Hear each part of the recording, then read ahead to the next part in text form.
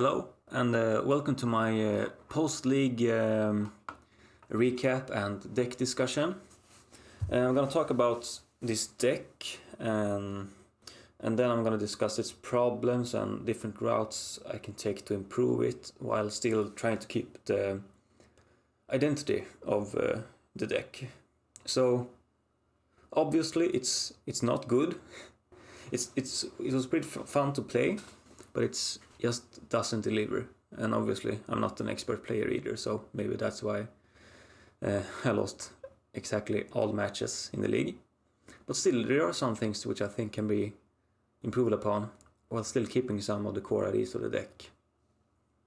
So one problem I thought about with the deck is that it is a bit too unfocused in its game plan. We have all of these ways to search through our deck to find Tron really fast. The chromatic stars, prophetic prisms. Then we have our threats like self-assembler, wretched griff, and evil moose crushers, which is good. But we only have two really big threats. And if we want to get through a bunch of removal spells, we have to just keep delivering threats. But instead of having more threats, I have this toolbox of answers, which honestly is not utilized that well in this deck. They're just kind of different one-offs, which may come in clutch at some points, but there's no way to find them when I need to, and things like that. So therefore it's not really as efficient as I like it to be. There were points in the game where I just wished for a moment's peace, which I brought in from the sideboard. I wished for a Kervik's Torch or a Rolling Thunder, but they just didn't arrive, and I had no other answers, and they could kill all of my other stuff. So I definitely need another game plan here. So I'm thinking there are two routes I could take mainly. One of them is to go all in on the aggro, the go fast with big creatures aggro plan. And the other is to take a more controlling route to utilize a toolbox of control cards and answers better. So if I would go the aggro route, I would probably end up with something like a Cascade Tron deck, which I think is much more efficient than my deck. So this is a deck played by Ryuk1, and it utilizes the Cascade mechanic. So when you cast a spell with Cascade, you exile top cards from the top of my library until I hit a card with less mana cost, and then I can play that for free. So it's a way to gain instant value when you cast it. So in this deck you can go from Maelstrom Colossus into Annoyed Altisor, into Boarding Party, into Muldrifter. So you can have 1, 2, 3, 4 cards or 4 spells cast just from the Maelstrom Colossus, which is insane value. It's a bit RNG, you can't count on it always, but therefore the deck plays mainly high value spells otherwise. Like the bonus ornament, prophetic prism, which draws a card, chromatic sphere, which can draw a card, and other, there are different variants of this deck, but that's the main idea. So that would probably be my way to go if I wanted to go all in aggro. Then there's also another classic archetype, which is called the Fangren Tron, which utilizes the Fangren Marauder. So whenever an artifact is put into a graveyard from battlefield, you may gain 5 life. So it's a good card that does many things. It's a 5/5, so we can block and trade with many things, and it gains you a ton of life. There's a lot of ways to get artifacts into the graveyard with Chromatic Star, Terrarion, Golden Egg. And it also utilizes Haunted Fangraph to recur its creatures. So this is a more focused deck in that way. But it is not really my playstyle, and it's not really what I want with this deck. I want it to be more of a mid-range style deck, so I could have answers for different situations, but I still had big threats. So the main plan is still to attack the opponent and get the life total down. But you still have the backup of having all these kind of answers. So that was the route I wanted to go. I also thought that the utility lands like the quicksand and deserts really weren't so valuable. I mean, I would rather just replace this with colored lands, maybe go down one bonus ornament and do something with that instead. Okay, so if I would go all in on the control route instead, then the logical extreme would probably be something like the established archetype called Tron. So this is a deck played by Hampus1. It did extremely well in a recent challenge, got first place, so it's obviously extremely powerful. And it's this archetype is known as kind of the evil deck of the format. And it's still a really cool deck, you have to give it that. There's some really cool ideas in this deck. It's not very fun to play against though, because it's extremely controlling and extremely disruptive to the opponent's game plans. But it utilizes a very interesting recurable toolbox engine. As you can see, the deck has very many one-offs of different instants. And that's because you can recur these cards from the graveyard using Mnemonic Wall, which is a 5-mana 0/4 defender. When it enters the battlefield, you may return an instant or sorcery card from your graveyard to your hand. So Mnemonic Wall, along with so-called flicker effects like Ghostly Flicker, which exiles 2 artifacts, creatures and or lands you control, and then return those cards to the battlefield under your control.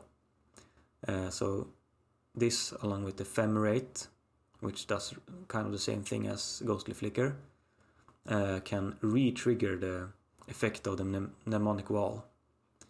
And if you have 2 Mnemonic Walls on the battlefield, you can flicker both of them. When they both return, this goes to the graveyard. 1 Mnemonic Wall can get back the Ghostly Flicker, and the other one can get back any one of these one-off spells. So it's a way to really utilize all the resources you have. It also has mystical teachings, which can find an instant or a card with flash from your deck, put it in your hand. So you can find, with mystical teachings, you can find answers in your deck. With Mnemonic Wall and Flicker, you can bring back any card from your graveyard, or an instant or sorcery card from your graveyard. So you really have a lot of options with this deck.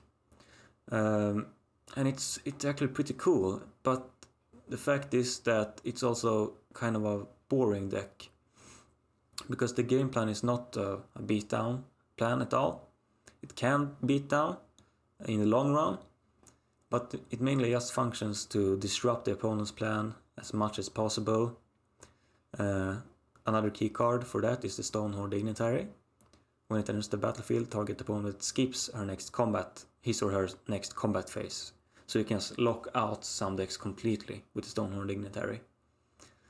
It also has Muldrifter, because it's a good combo with the Ghostly Flicker. You can draw a ton of cards that way, and also Muldrifter is the main attacker of the deck. And it has all of these different ways to recur cards. You can recur creatures with Peltomerasa, and also Reaping the Graves. And since it has Tron mana, you can very often play not maybe how many spells you want per turn, but a ton of spells every turn. And once the engine gets going, it's really hard for an opponent to interact. So it's a great performing deck, but it's not my playstyle. It's way too controlling and way too grindy for me. And the identity of my deck, I feel, is anyways to attack the opponent. So yeah. So this is my most recent experiment with my deck, and I'm gonna do a quick deck of it now. It may change when I actually get to playing it in leagues, but this is how it is now. So, borrowing from the Tron deck, we have 2 Mnemonic Walls, 2 mystical teachings to be able to recur things, along with Ghostly Flicker to be able to flicker the Mnemonic Wall. Then we have our toolbox of answers right here. As you can see, we have moved much more into blue. You know, it's the best color in pauper, so why not, you know? 1 of crop rotation, because 4 of them is good when you want to find Tron fast. But if it gets countered, that really hurts, and it happened during one of my games, so I'm kind of scarred by that. So it's more, I think it's better to play 1 crop rotation, and you can find it with the mystical teachings. So even though I have 1 crop rotation, I have 1, 2, 3 ways of finding it instantly. Also, replacing ancient stirrings is impulse, a 1 and a blue instant, which let me look at the top 4 cards of my library, put 1 of them in hand and the rest on the bottom of my library in any order. So it does the same job as ancient stirrings, except that I can find any card and not just colorless cards. So it is much better in mid-game, late game. If I have the lands I need, I can use this to find the answers instead. So it's for that reason it's a better fit with this controlling archetype. And it's also a pretty standard spell to use in the Flickr list. They often run 4 impulse. So I have my recursion package. I have my toolbox answers, which are prone to change. I haven't really decided on them. Yep, I had a condescend too. Counterspell magic, I have condescend, I have prohibit, and I have unwind,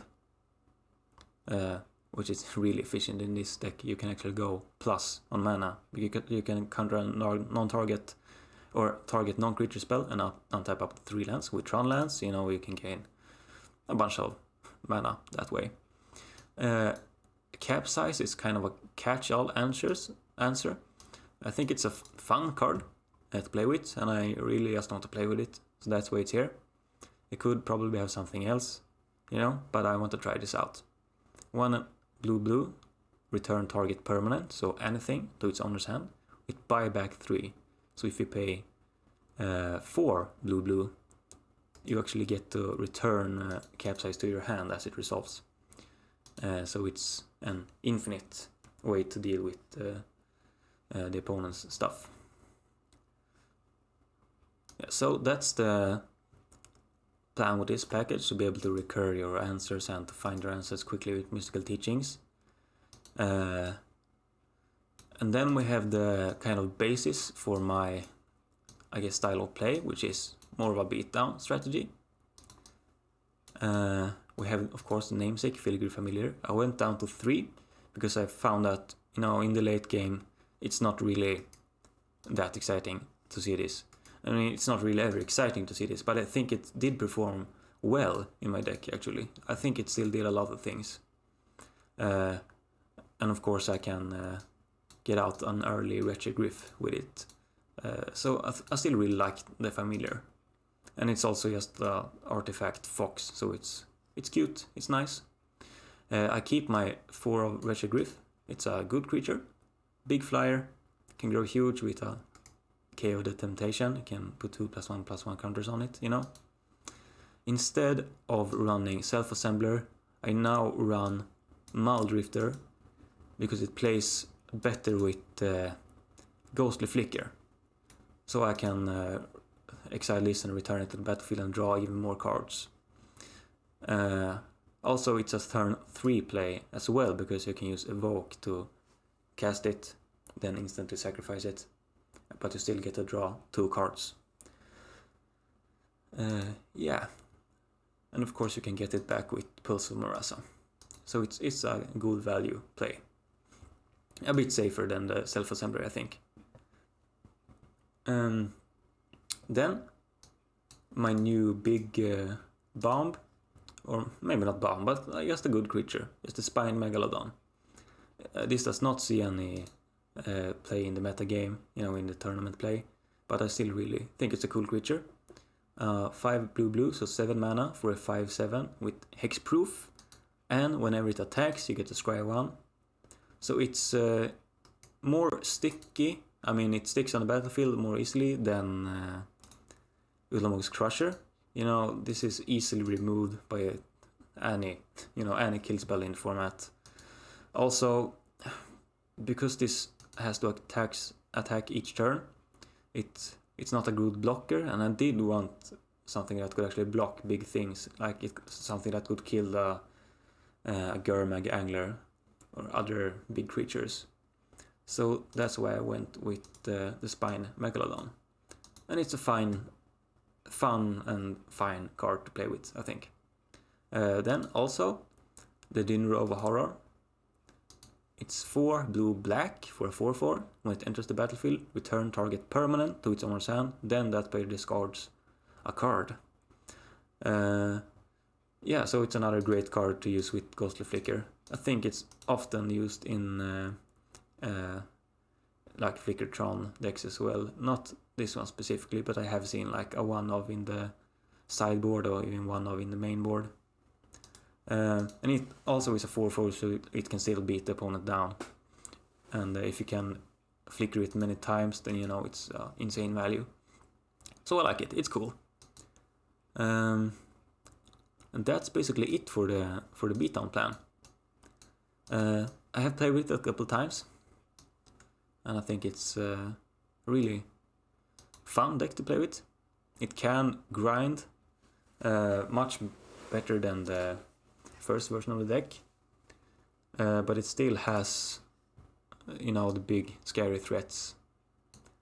Yeah, I also dropped the Caravix Torch and just went with 1 of Rolling Thunder. It's more widely applicable than the Caravix Torch, because this can, you know, wipe the board or do attack the opponent directly.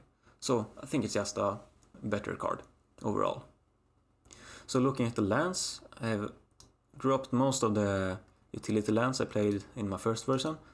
I ran 4 of Thriving Isle for color fixing. It's a land that enters the battlefield tapped. It produces blue mana on its own, but you can also choose a second color that it can produce. I run 2 Thornwood Falls for blue and a green.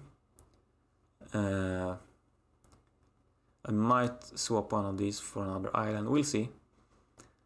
2 snow-covered islands, 1 Chaos Temptation, and 1 Bojuka Bog, which is pretty useful because it exile all cards from target player's graveyard.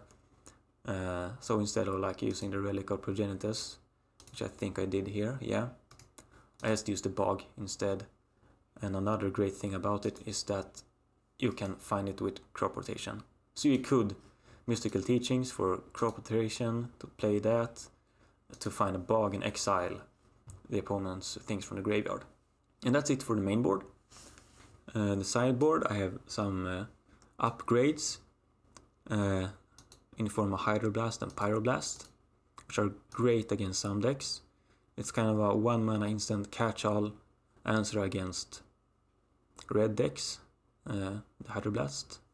The Pyroblast does the same thing, but it works against blue decks. You can counter a target spell if it's blue, destroy target permanent if it's blue.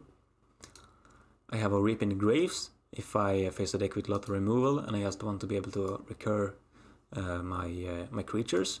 I have 1 Reap in the Graves. 1 Cast Down if there's a key card that I need to remove. 1 Abrade to either kill a creature or an artifact. 1 Ancient Grudge to destroy target artifact, and it also has flashback, so it can destroy 2 artifacts on its own. 1 Fiery Cannonade for go wide decks. Another Pulse, another Weather the Storm, or 1 Weather Storm, an extra Moment's Peace, and a Serene Heart. So that's my version of this deck. Now we'll see how it changes. I might do some more testing, but this is the way I feel I want to go with this deck. I might upload an updated and even more updated deck tech, and then hopefully I'll be able to play some leagues. I did learn quite a lot about how to play leagues in my first league. There were a lot of grind games that first league, and I didn't realize for some reason that I could just, close down the game, wait a day and then play the next match. I just play all 5 matches in a row, and it was really exhausting. So I really learned my lesson there. Yeah, so I might not be able to upload all of my matches this week. We'll see how it goes, how energy I have to record and commentate. But yeah, that's my plan. Thanks for watching. Bye.